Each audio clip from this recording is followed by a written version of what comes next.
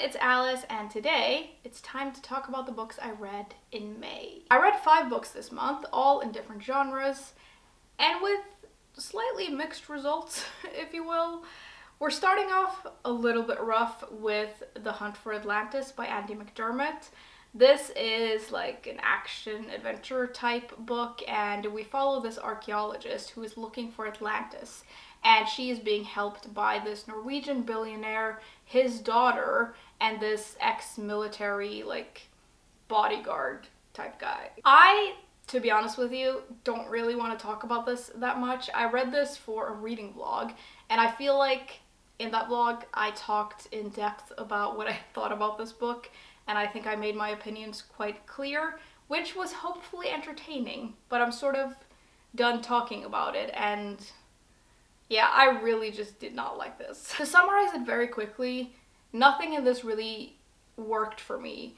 The characters are one-dimensional at best. The pacing is completely out of control, where it's just action scene after action scene, most of which are just completely unbelievable. And for a book about Atlantis, there really isn't that much about Atlantis in here, which was disappointing. I also basically predicted the whole book, like by the time I got to like page 100, and I was right about everything. So, you know, it was something. If you want a bad action movie in the form of a 500-page book, this is for you. If not, please don't read it. 1 star. Luckily, I had a much better time with the second book that I read this month, which was The Island of Sea Women by Lisa C. This is a historical fiction novel, and it's set on the Korean island of Jeju, and we follow these 2 women who come from quite different backgrounds, and they come together in their childhood and become friends. And a lot of the story is about them, like, becoming a part of this female diving collective in their village, which like go out to sea and harvest from what they call their wet fields. So there's a lot about that, and that's a huge part of this island's culture. And we basically follow these best friends through decades and decades, through Japanese colonialism and the Second World War and the Korean War and the age of modernization, if you will. I thought this was really, really good, and the more I think about it, the more I like it. I was a little bit surprised by how much I liked this book, because I've read another book by Lisa C. years ago, which I really didn't get on with, and so I was a little bit apprehensive about reading this, but this felt like a completely different author to me in a way. Like, it feels so different, and it's the kind of book that I've thought about so much since I finished it. I absolutely loved following the characters in here. This is the kind of book where it does have a more present-day perspective. We have a perspective set in 2008 with one of the characters, and that's just a little part of the story, but it does add another perspective to it, which I really liked. That's just like snippets here and there though, and most of the time we spend in the historical perspective, and we follow these women throughout their lives and throughout everything that they go through, which is a lot. I also love the setting of this and all of the cultural stuff. I felt like I could really picture this village and all of the people living there, and I really like how it's described, and I love how the sea is described when they're in it. It's so, so good. And I just loved reading about this like female diving collective and everything to do with that, and how they interact with each other and how it works, and like all of that was so fascinating. Obviously, this book is set during times when there is a lot of turmoil, and sometimes all of that is just happening sort of in the background and over there, but sometimes it comes to the characters, and there is a scene in the middle of this in particular that really shook me, and when I read it I had to like put it down because I just needed to digest it. I think it was handled well and it was well written, but it was so horrific and terrible, and by this point I was super invested in the characters. So you're at that point where you really care about them, and then you just see these horrible things happen, and it was like well done, but it was so horrible. I did really like the writing though, although I will say occasionally I think that it drags a little bit. And it's in parts where we're talking about like some of that background stuff, and like stuff that is happening, but it's not actually happening where the characters are. Sometimes I felt like having that be a part of the book is fine and it's important, but sometimes I feel like it was just a little bit too much and those parts dragged a little bit because it wasn't necessarily that pertinent to the characters that we're reading about. And I think maybe it could have been done a little bit differently. I felt like those parts dragged a little bit, but like overall I really liked this and I thought it was a very solid book. I gave it a 4 out of 5 stars, and now I really want to read more by Lisa C. So if anyone has any recommendations, let me know. I do think, like, I have my eye on one of her other books that I think I want to read, but if you have an opinion on what I should read next, let me know. Then I read a graphic novel. It was In Real Life by Doctorow and Jen Wang. This is like YA contemporary, and in this story we follow this girl who loves this online multiplayer game, and it's like her escape from everything, and it's where she really feels like she comes to life. But things get a little bit complicated when she befriends this gold farmer in the game who turns out to be this poor Chinese kid who is like breaking the rules of the game by collecting valuables and like selling them online. I've read another book by Jen Wang before and I really liked it, so I thought I would like this as well, and I did, but it didn't like do it as well for me. I feel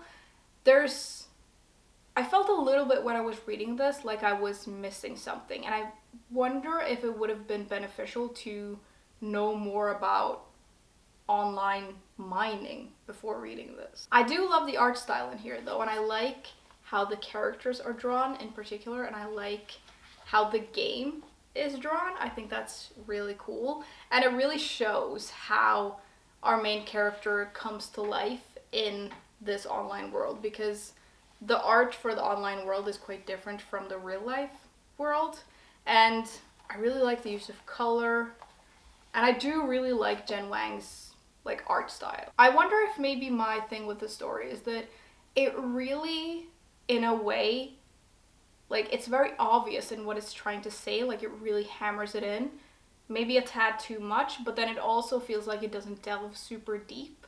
And I think for someone like me who came in maybe not knowing that much, it would have been helpful to have a little bit more background stuff. And I feel like because it's so obvious in a way in what it's trying to say, I feel like I understood it, but I didn't understand it to the extent that I wanted to, because there wasn't like enough to it for me to do that. Overall though, I did enjoy this and I gave it a 3 out of 5 stars. Again, I really like Jen Wang's like art style, and I hope that she makes more graphic novels because I would like to read them. Second to last, I read a book in Norwegian. It was Leksikon om lys og mørke by Simon Stranger, and this is historical fiction, and it tells the story, like it's based on true events, and it tells the story of this guy who was here and alive during World War II. He was Norwegian, and he ended up being one of the worst torturers during the war. So we read about him, and then we also read about the author's family and her like history, and like the family's history, and their history was deeply affected by this guy, and like all of this is coming together, and it's about him and the wife's family and like the Jewish community during this time, and all of this is coming together, and that's what we read about. I was recommended this by my dad's girlfriend's mom after I went to this birthday party, and we ended up talking about this documentary series that we'd all seen about this particular guy and also some other people during Norway in like the war years. And we had a really interesting discussion about that, and afterwards she recommended this to me and thought I might like to read it, and I certainly did. Now the story in here is structured in kind of an interesting way. It's structured from like, I was gonna say A to Z, but it's actually A to O, because in the Norwegian alphabet we have 3 extra letters. But like this is our word for encyclopedia, and so it goes from like A, B, C throughout, and each chapter begins with the letter and different things that begin with that letter that has to do with the story. And I think that's a very interesting way to structure a book, and it was like it made it flow in kind of like a different way that I don't think I've read before. We follow the story of this man, but also this particular family and just the community of the area that he was in, and like all of the people there and a lot of the people that were affected by his actions. And it was very interesting. I feel like I learned a lot. This is one of those areas of history that I feel like I don't know enough about. So I really like reading books that like teach me a little bit about it.